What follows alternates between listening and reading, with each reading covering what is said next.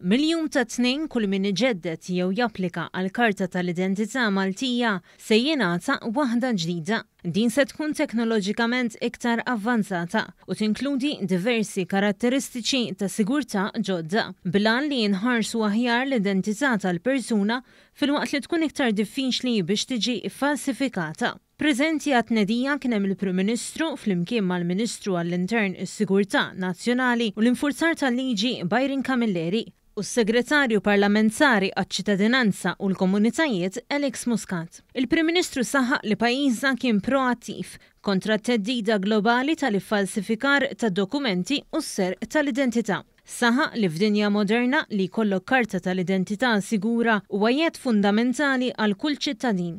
Il-kap eżekuttiv ta' Identity Malta, is-Sur Anton Sevasta, spjega li d-dettalji ta' detentur tal-karta tal-identità se jkunu fuq materjal b'saħħtu ħafna li fih innifsu jagħmilha ferm diffiċli biex id-dokument ikun imbabas mingħajr ebda traċċi ta' attakk. Tajjeb illi ngħidu illi min għandu il-kard bħalissa dik li hawn fiċ-ċirkolazzjoni m'għandux għalfejn jibdilha, imma dik tibqa' tajba sal-validità u d-data tal-iskadenza tagħha. L-iżvilupp fil-karta tal-identità jifforma parti mill-istrateġija diġitali tal-Gvern għaliex permezz tagħha id-detentur jista' jiffirma dokumenti b'mod diġitali kif ukoll jaċċessa id-dettalji tiegħu meta jagħmel użu minn servizzi governattivi online. Li ser tkun karta tal-identità aktar sikura, b'servizzi li huma contactless u anke li hija laser engraved li tagħmilha aktar diffiċli li tkun ikkopjata.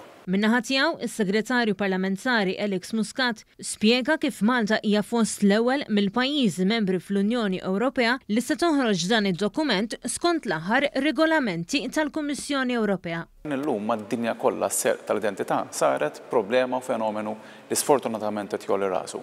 Pajjiżna qed jilqal din il-problema qabel ħaddieħor. Fatti għandna dokument sigur immens, dokument li se jkompli jipproteġi l-identità nazzjonali permezz ta' ħafna elementi ta' sigurtà u allura kulħadd iseraħ rasu li dik l-ID card li jkollu fil-but. Hija diffiċli immens biex tkun iffalsifikata. Id-deċiżjoni biex jinħareġ dan id-dokument ġdid waslet wara li l-passaport ġdid Malti rebaħ premju prestiġjuż għall-aktar dokument sigur fir-reġjun. Għalhekk il-Gvern ħaseb li kien hemm bżonn aġġornament ukoll fid-dokument ewlieni tal-identità.